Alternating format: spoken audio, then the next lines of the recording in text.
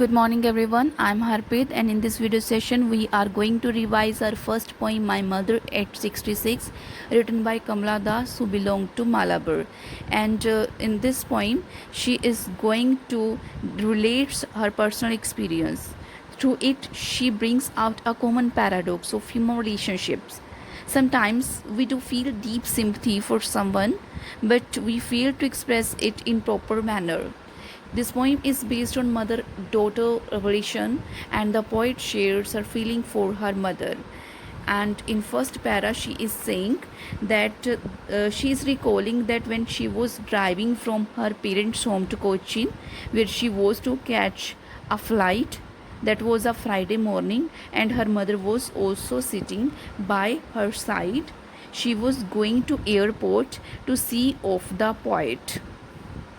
But when the poet turned to look at her mother, she found her dozing, her mouth was opened, and her face very pale, like of corpse.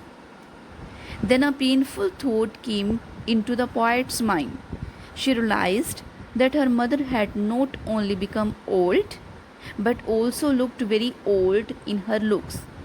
Here, the meaning of doze is to sleep lightly for a short time, and the word ashen means very pale, and the word corpse mean dead body.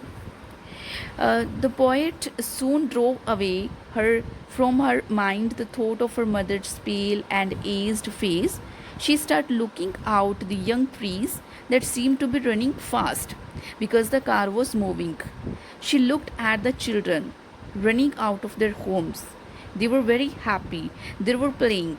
And at last they reached the airport and the poet went through the security check.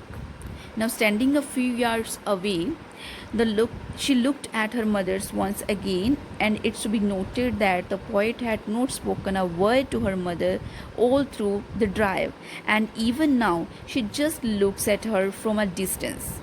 Perhaps it's a sad reflection of how indifferent the modern youth have grown towards the aged elders.